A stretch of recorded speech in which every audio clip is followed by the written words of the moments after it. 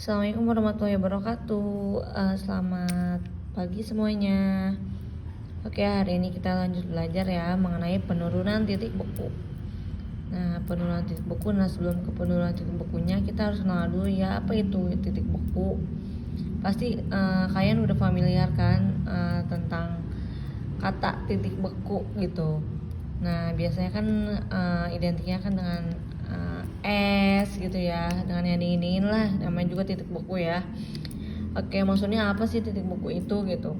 Titik beku itu suhu di mana suatu cairan mulai membeku. Nah, di sini ada yang tahu kalau misalnya air itu membeku berapa derajat Celcius? Nanti kalian cari sendiri ya. Air bisa membeku pada suhu berapa derajat Celcius ya. Nanti kalian cari sendiri.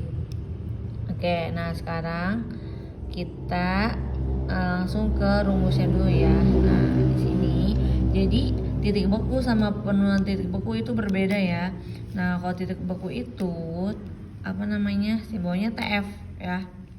TF. Nah, di sini ada TF larut dan TF larutan ya.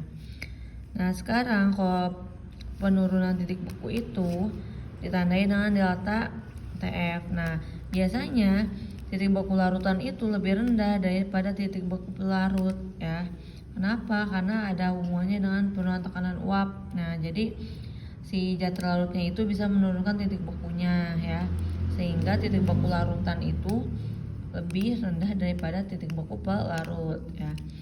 Oke, nah sekarang di sini rumusnya delta TF sama dengan TF larut dikurangi TF larutan ya. Delta TF sama dengan 0 derajat Celcius dikurangi TF larutan. Nah, ini kalau misalkan larutnya itu air ya.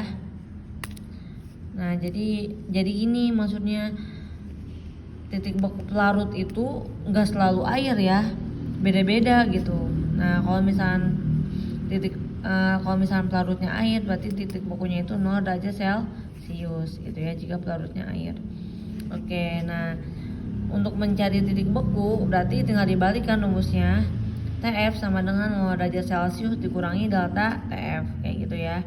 Oke, nah di sini rumus delta TF-nya itu sama dengan M dikali KF. Nah, M ini molalitas ya. Molalitas, oke. Yang pertemuan pertama itu loh yang mencari konsentrasi ya. Dikali KF. Nah, kalau misalkan belum diketahui kan kita turunin ya. GT dibagi MR dikali 1000 per GP dikali KF. GT itu apa? GT itu massa zat terlarut. Ingat kalau T itu terlarut ya. Kalau P itu pelarut. Nah, Bu, cara nentuin pelarut sama terlarutnya gimana? Kan Ibu udah berulang kali ya jelasin. Kalau misalkan zat terlarut itu lebih sedikit daripada zat pelarut gitu ya.